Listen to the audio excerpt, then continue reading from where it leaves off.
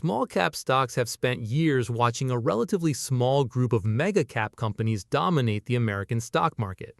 But in 2026, that story has started to change. Smaller companies have delivered a strong rally. Market participation has broadened, and investors are once again asking whether capital is finally rotating away from the largest companies. The price action is real, but a strong rally and a durable small cap cycle are not necessarily the same thing. Small companies often move quickly when investors expect lower interest rates, easier credit, or stronger economic growth. They can also give those gains back when financing remains expensive or earnings fail to support the optimism. That makes the central question more complicated than whether small caps are rising. We need to ask what is driving the rally. Are earnings improving across a larger number of companies? Are borrowing conditions becoming more manageable? Are investors purchasing stronger businesses or simply buying anything that previously underperformed? And after the recent gains, are small caps still attractively valued, or has the market already priced in the recovery? The bullish case is that market leadership is broadening after years of concentration. The bearish case is that investors are celebrating lower rate expectations before the actual financial pressure on smaller companies has meaningfully disappeared. Throughout this video, we will compare performance, interest rate sensitivity, lending conditions, profitability, sector exposure, and portfolio strategy. The objective is not to declare that every small company is suddenly a great investment. It is to determine whether the conditions for a sustainable comeback are actually forming.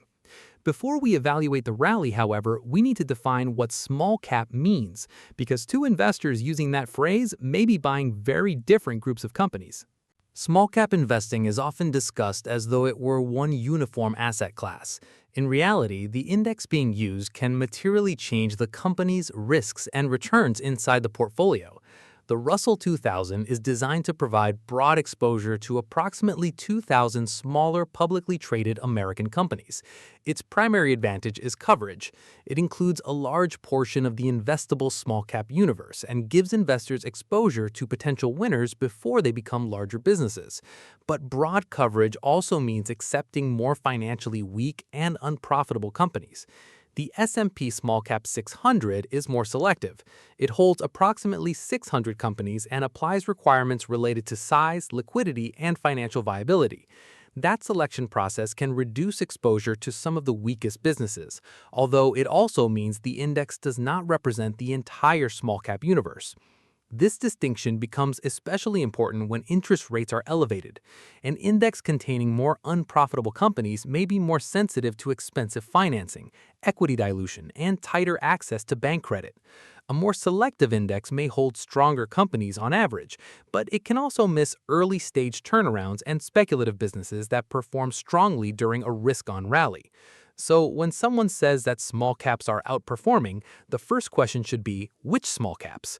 Are we discussing the broadest possible collection of companies, a profitability-screened index, small cap value, small cap growth, or one particular ETF with its own rules? Index construction can change sector exposure, balance sheet quality, and the percentage of companies currently producing profits.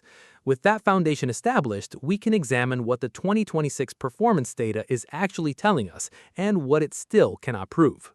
The first conclusion from the 2026 data is straightforward. The small cap rally is not imaginary. Through July 24th, the S&P SmallCap 600 had gained approximately 20% on a price-return basis during 2026. Over the preceding 12 months, the index had gained more than 28%. For comparison, the equal-weighted S&P 500 had risen approximately 11% during the same 2026 period. Equal weight comparison is useful because it reduces the influence of the largest companies. Small cap strength therefore reflects more than the continued rise of a few giant stocks. It suggests that investors have been willing to move further down the market capitalization spectrum. That is important for market breadth. A market supported by many companies and sectors may be healthier than one depending on a handful of enormous businesses. But price performance cannot tell us whether the rally is sustainable. Markets often move before the economy and corporate earnings. Investors may be anticipating lower financing costs, stronger domestic demand, or a more favorable regulatory environment. Those expectations may eventually prove correct. They may also be overly optimistic. A 20% gain does not automatically mean that profits have increased 20%. Debt has become easier to refinance, or weaker companies have repaired their balance sheets. It tells us that investors are willing to pay more for the group. That deserves attention, but not blind enthusiasm. The stronger the rally becomes, the more important it is to separate improved fundamentals from expanding valuations. To understand why this matters so much for smaller companies, we need to examine the factor that often affects them more than large corporations: the cost and availability of financing. Small companies generally have fewer financing options than the largest corporations. A mega-cap business may have billions of dollars in cash, global revenue, access to public bond markets, and the ability to borrow for long periods at favorable rates. A smaller company may depend more heavily on bank loans, revolving credit facilities, and shorter-term debt. Some of that borrowing may carry a floating interest rate. This makes smaller companies more exposed when interest rates rise.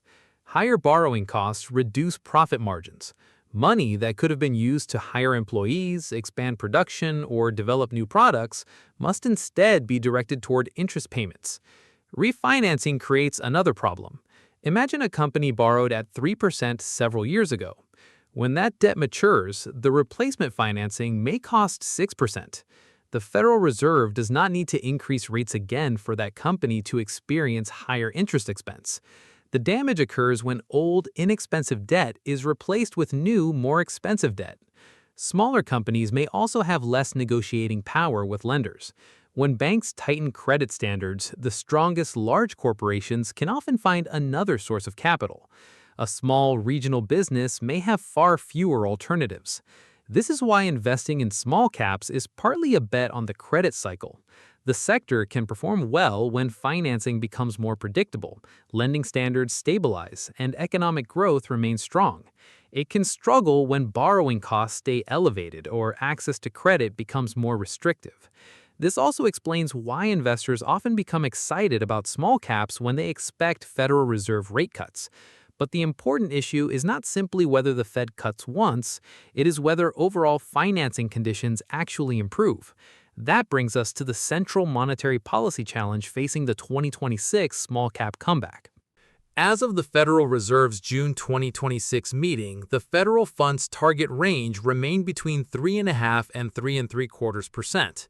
That is lower than the peak of the previous tightening cycle, but it is not the return of extremely cheap money. Inflation also remained above the Federal Reserve's 2% objective. This limits how aggressively policymakers can reduce rates without risking another increase in inflation. For small-cap investors, this creates two possible paths. In the more favorable scenario, inflation gradually declines while the economy continues growing. The Federal Reserve gains room to reduce rates carefully. Bank funding costs ease, refinancing becomes more manageable, and small businesses benefit from improving demand without a major recession. That is the soft landing version of the small-cap bull case. The less favorable scenario is that inflation remains stubborn, rates stay restrictive for longer, companies continue refinancing at expensive levels, and the expected earnings recovery is delayed. There is also a third possibility. Rates fall rapidly because the economy enters a severe slowdown. Lower interest rates would help financing eventually, but collapsing demand, rising defaults, and weaker profits could hurt small companies first. This is why rate cuts equals small cap gains is too simplistic. The reason for the cuts matters. Small companies do not necessarily need 0% rates. They need predictable credit, manageable interest expense, and enough economic demand to generate profits. The bull case therefore depends less on one Federal Reserve announcement and more on the direction of inflation, bank lending, and corporate financing costs over several quarters.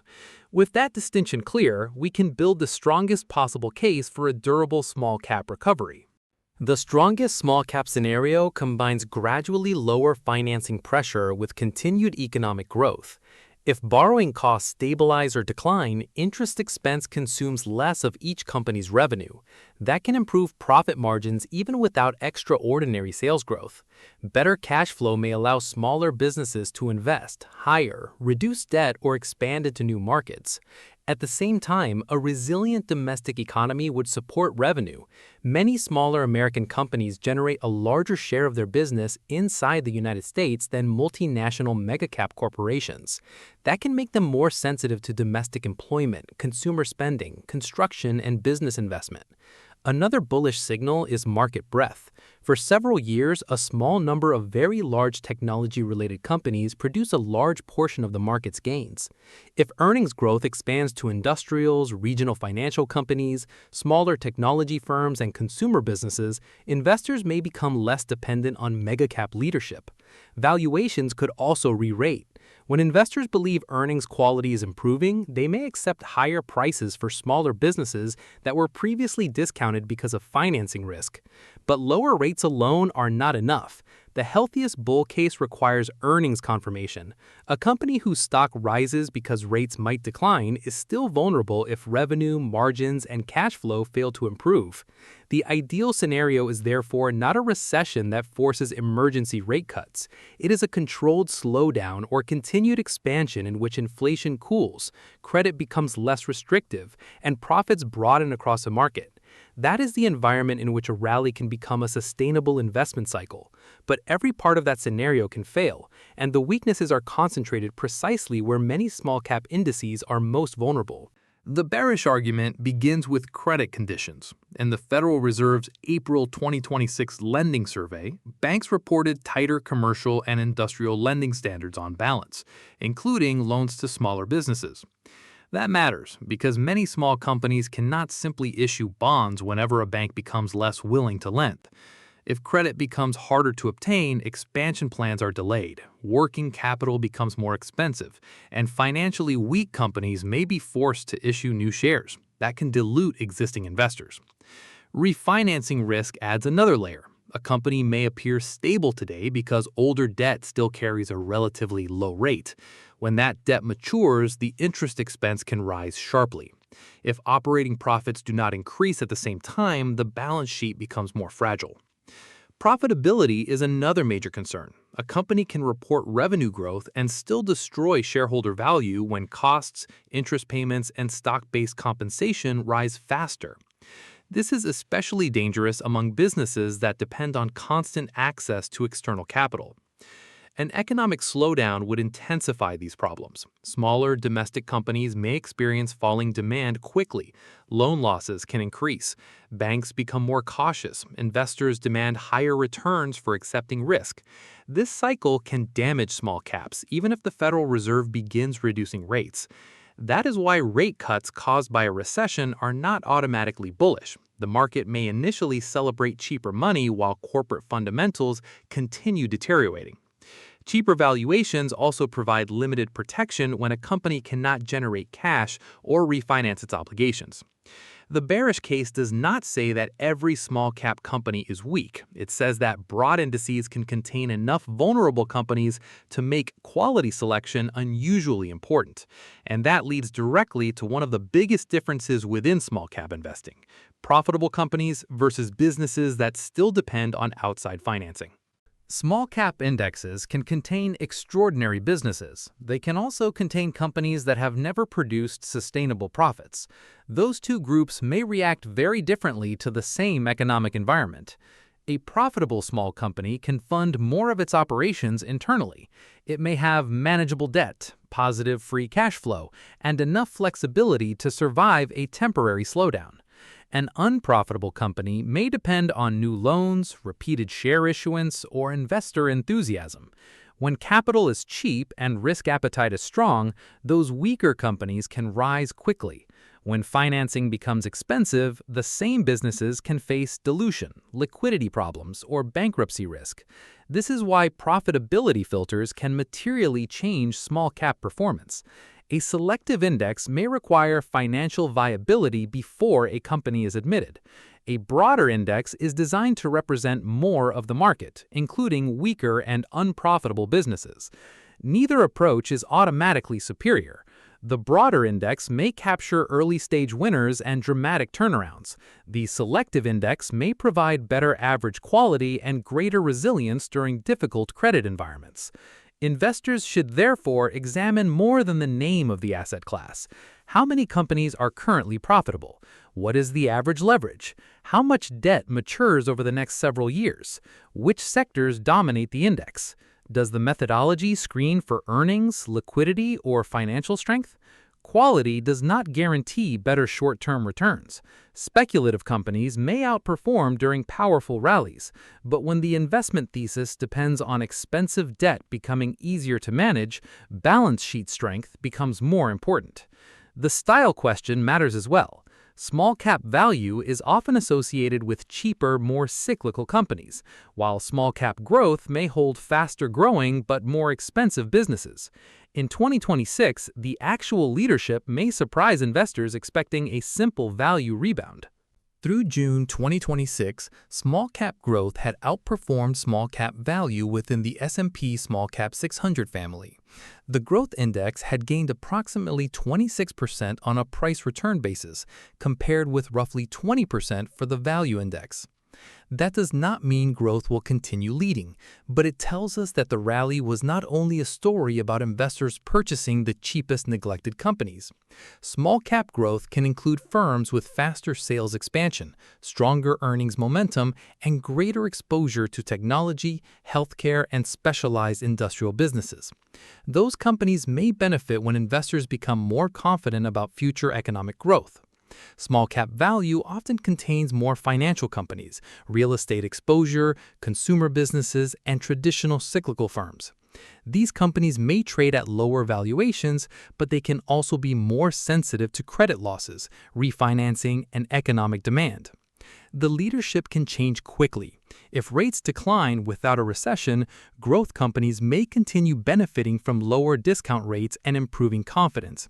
If investors become more concerned about valuations, profitable value companies may become more attractive. If the economy weakens, both styles may struggle for different reasons. Growth companies can suffer when expectations are too high. Value companies can suffer when low valuations reflect genuine balance sheet problems. This is why buying small caps does not settle the investment decision. The investor must still choose broad exposure, quality, value, growth, or individual securities. And before moving into those portfolio choices, this is the right point to reinforce the larger principle behind the analysis. A price rally deserves attention. It does not deserve automatic belief. If you prefer stock market analysis without calling every rally a new bull market, subscribe to Boring Money Wins. The purpose of this video is not to dismiss small caps after a strong year. It is to identify what must happen for that strength to continue.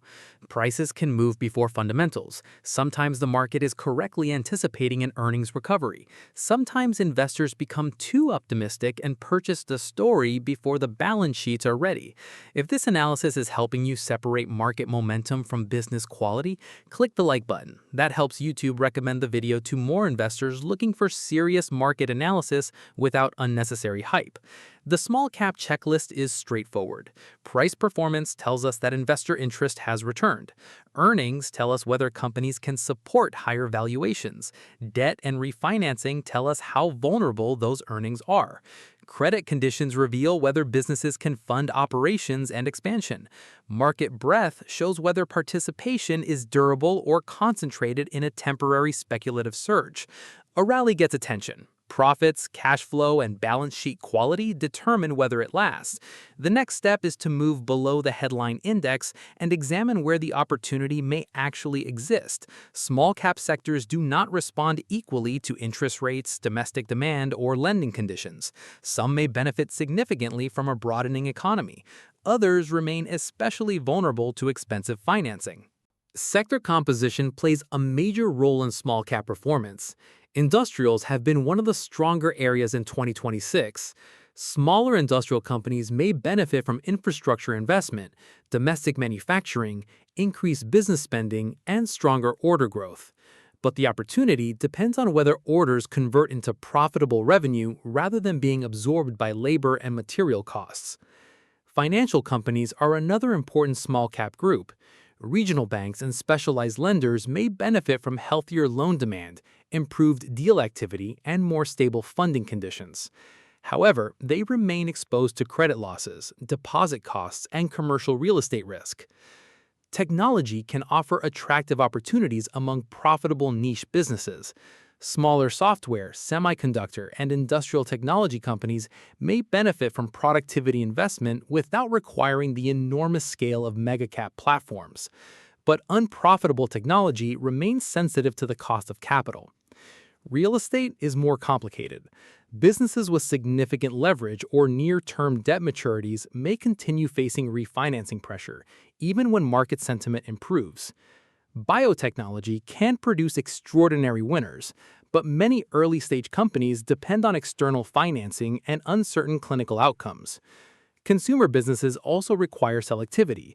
Companies serving financially pressured households may struggle even when headline economic data remains stable.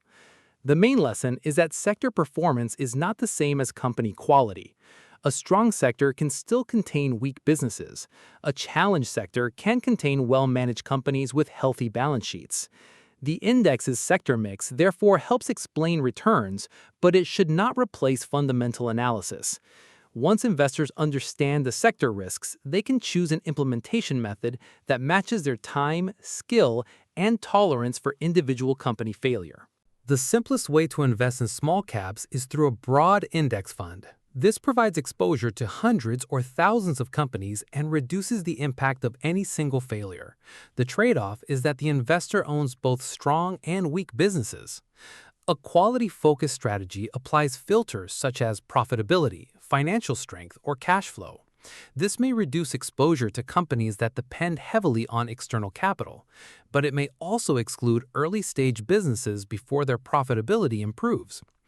A value strategy focuses on companies trading at lower prices relative to earnings, assets, or cash flow.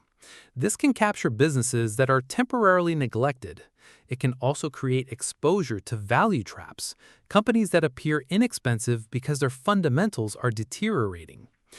Individual stock investing provides the greatest control. An investor can examine each company's debt maturities, profitability, customer concentration, cash generation, and competitive position.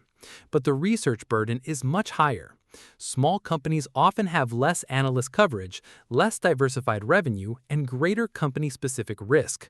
A disappointing product, lost customer, or failed refinancing can materially damage the stock. More control, therefore, requires more research. For most investors, a broad or quality-filtered fund may provide a more reliable way to access the asset class without depending on a few uncertain businesses.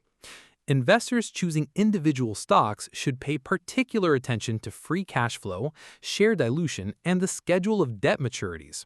The next decision is not only what to buy, it is how much small cap exposure belongs in the portfolio, and how to avoid increasing the allocation simply because the rally has already occurred. The strongest reason to add small caps is that they serve a defined role in the portfolio. The weakest reason is that they recently gained 20%. Before buying, I would establish a target allocation based on diversification, time horizon, and risk tolerance. Small-cap stocks can be more volatile than large established companies. That means the position should be large enough to influence the portfolio, but not so large that a major decline destroys the investor's discipline. Building the allocation gradually may help someone who is uncomfortable investing after a strong rally. Dollar-cost averaging does not eliminate risk, and it does not guarantee a better result. It can, however, reduce the emotional pressure of choosing one entry point. Rebalancing is another disciplined approach. When small caps underperform and fall below the target allocation, the investor may purchase more. When they outperform significantly, part of the position may be reduced to restore the original portfolio balance. This is very different from performance chasing. The emotional cycle often works in reverse. Investors ignore small caps after years of underperformance. They buy after a powerful rally. Volatility returns, then they sell in fear and lock in the loss. A strategic allocation interrupts that cycle. A 20% market rally does not require a 20% change in the portfolio. The correct position depends on the long-term plan, not the excitement of the current year. Small caps may complement large cap stocks, international equities, and bonds. They do not need to replace the entire portfolio. With the investment methods and portfolio role established, we can finish with the 5 signals that would confirm whether 2026 truly marks the beginning of a durable small cap comeback. So, is 2026 finally the year of small cap stocks? The comeback has clearly started in price performance, but the fundamental confirmation remains incomplete. The first signal to watch is earnings breadth. A sustainable cycle requires more companies to grow profits, not only a few speculative stocks producing large gains. The second signal is credit conditions. If bank lending standards stop tightening and financing becomes more available, smaller companies gain room to invest and refinance. The third signal is interest expense. Stable or declining refinancing costs would allow more revenue to reach operating income and free cash flow. The fourth signal is market breadth. Small caps should continue participating across multiple sectors and several quarters rather than depending on one brief risk-on surge. The fifth signal is relative strength. Consistent outperformance against larger companies would suggest that the rotation is becoming a genuine market regime rather than a temporary trade. The bull case strengthens when profits improve, credit eases, and participation expands. The bearish case strengthens if defaults rise, margins deteriorate, and the rally narrows toward the weakest speculative companies. My 2026 verdict is balanced. Small caps may be entering a more favorable period after years of difficult financing and concentrated market leadership. But the rally alone is not enough to declare victory. Investors should favor quality, control position size, and avoid chasing returns that have already occurred. The opportunity may be real, the balance sheets still have to prove it. Follow the earnings, watch the credit cycle, stay diversified, and let boring money win.